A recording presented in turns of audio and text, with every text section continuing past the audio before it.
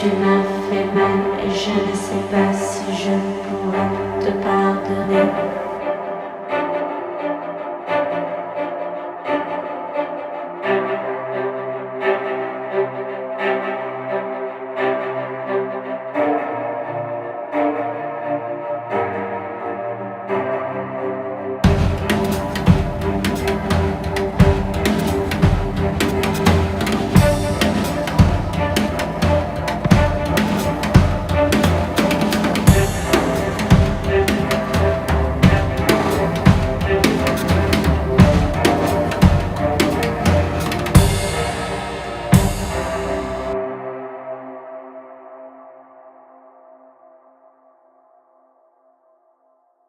It was interesting because I was sitting there under the tree with the skinny little version of me when I was like 5 years old, and yeah, just like was able to communicate with him, and like that, it was powerful, man. Like it was, I got pretty emotional.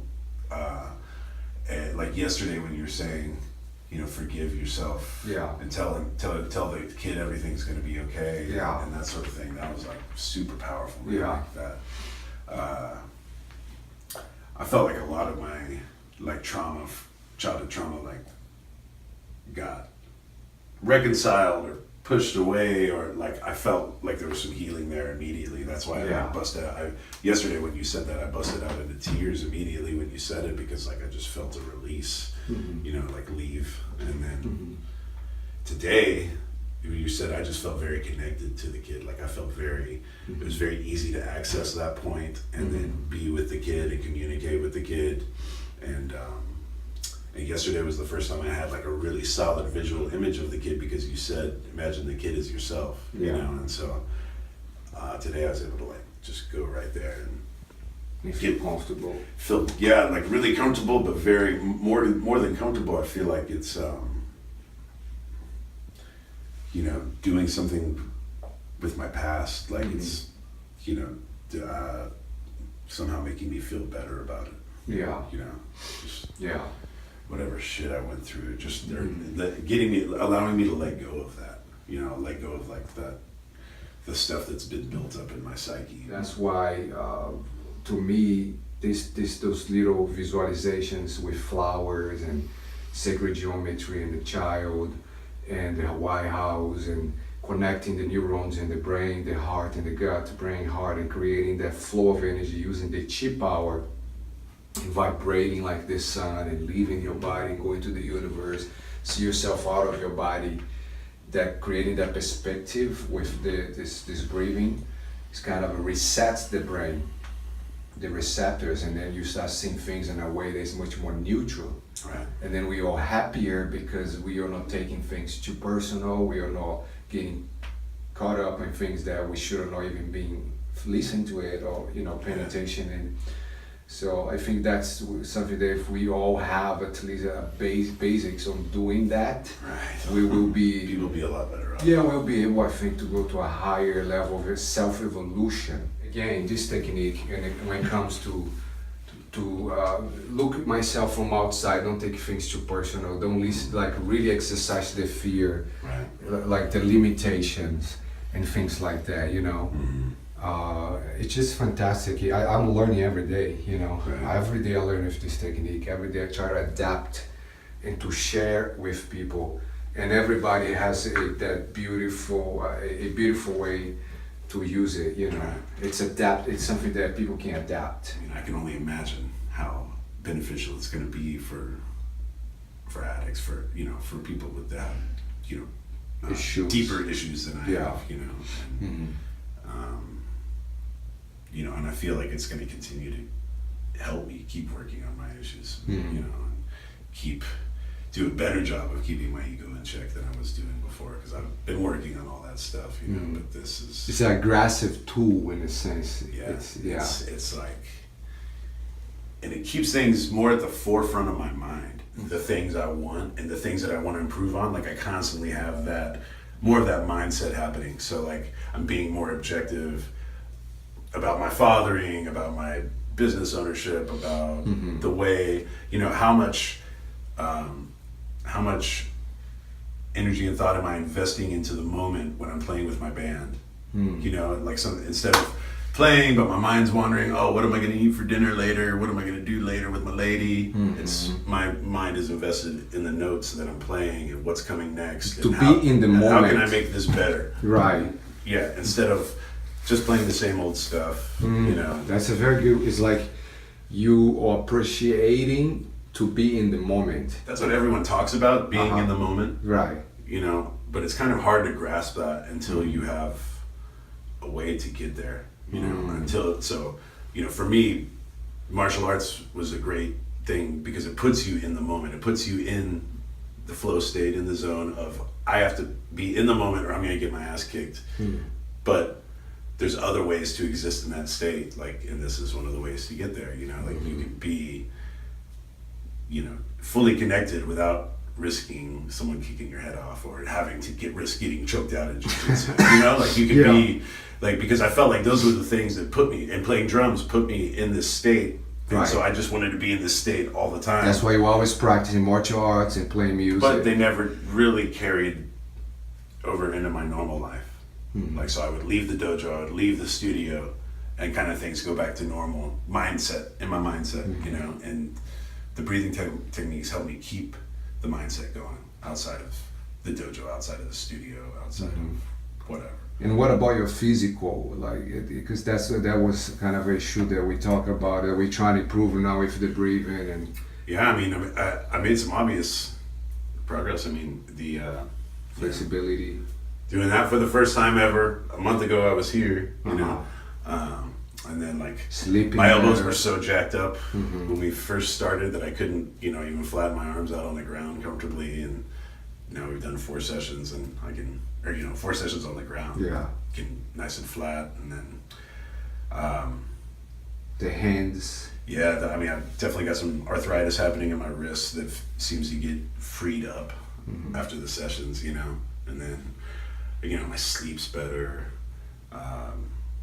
just, you know, more energy during the day. Like I'm not, and actually one of the big things I notice is when I wake up in the mornings, I don't feel, my body doesn't feel as beat down from the training as it normally does. Wow. So like you know, I might wake up with like a couple little aches and pains, but instead of like walking around like an old man first thing in the morning, like I get up out of bed and I'm pretty mobile, and like I used to have to like walk down my stairs backwards because my knees hurt so bad in the mornings, and I don't have to do that. Wow. Yeah.